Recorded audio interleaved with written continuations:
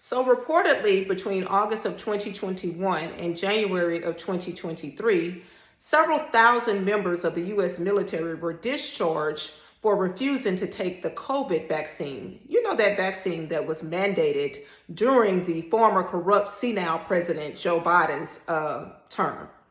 And what's interesting is that he's a member of the party that was pushing my body, my choice rights when it came to women and abortion, but didn't seemingly call for that same enthusiasm when it came for taking a new vaccine.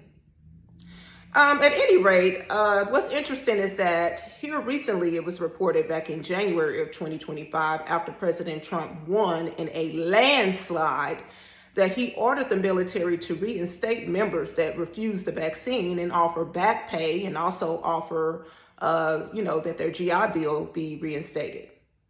Yeah. So he's done all of this for the military. He's a military president, by the way. He's not for war, he's for peace. But now you have Democrats on video calling for members of the military to disobey the commander-in-chief.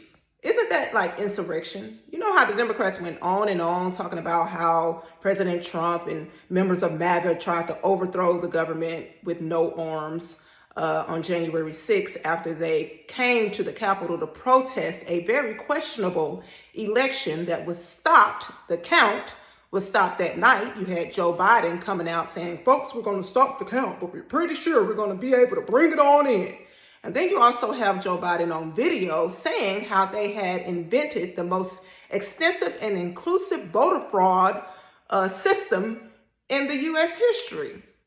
But, of course, that's far-fetched for them to, acknowledge, because there was no election fraud. There was the most open and honest, transparent election that they had, where you had a man who ran for office years ago and was denied due to plagiarism, run for office again in his later years, and all of a sudden win the most votes in the history of the United States, 81 million to be exact. But he could rarely take interviews from the press, had to be told who to call on and where to sit, etc., etc. Give me a break.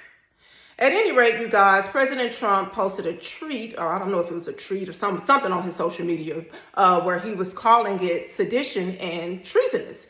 And that's punishable by death according to law. But you have a Democrat that's claiming that President Trump is going too far, calling for the death penalty for this and that and that and this. But what I find so interesting is that these people locked up people that attended the J6 rally without due process. Okay, but was fighting for due process for illegal immigrants. So you had people that just attended the rally that was sitting in jail for 4 years without due process. Okay, and you got your former Speaker of the House, Nancy Pelosi, on videotape taking accountability for not providing the National Guard that day after President Trump asked her to. So it's a lot of corruption, you guys, that's going on. The same party that called to defund the police, the same party that has been behind a lot of destruction and corruption and trying to claim that they're fighting for democracy, is more and more by the day showing their blatant hypocrisy.